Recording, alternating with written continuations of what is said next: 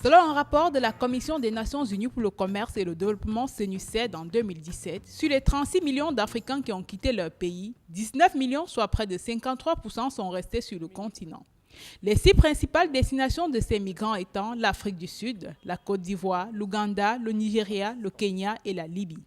Chacun de ces pays ayant accueilli plus de 750 000 migrants. L'Afrique a aussi accueilli sur son sol 5,5 millions de personnes venues d'ailleurs. Le continent, qui est souvent désigné comme celui par lequel transite la majorité des migrants vers l'Europe, présente en réalité une autre facette de ce fléau. Selon une étude, près de 80% de la migration sur le continent est intra-africaine. D'où la nécessité pour les médias du continent de déconstruire ces mythes en stimulant des débats publics autour des questions migratoires dans l'optique de redorer l'image du migrant aux yeux de l'opinion publique. L'Afrique doit s'organiser.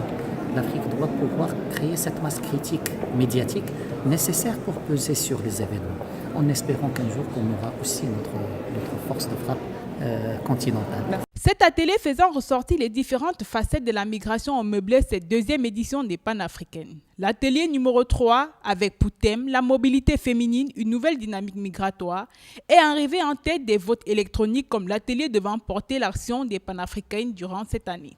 Des travaux au cours desquels les panafricaines se sont structurés pour donner naissance à un réseau regroupant les journalistes travaillant sur et hors du continent avec la mise en place d'un comité de suivi, un bureau permanent et un conseil de sages. Ceci pour plus d'efficacité sur le terrain.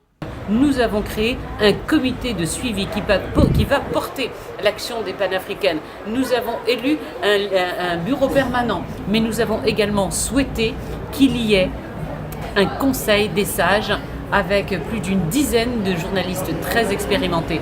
Les médias africains ont certes un rôle important à jouer pour que l'Afrique gagne la bataille des vrais chiffres sur les migrations, mais les gouvernements gagneraient également à se coordonner au niveau national, sous-régional et continental pour avoir une vraie politique migratoire. Il faut d'abord et avant tout qu'on ait de vraies politiques migratoires proactives. Il faut que les États prennent conscience de l'enjeu de développement, de favoriser une politique migratoire intra-africaine. Et à partir de ce moment, si on est proactif, si on crée notre propre politique migratoire, on peut utiliser la migration comme levier de développement. Tout ce qui est passeport, tout ce qui est visa vient après.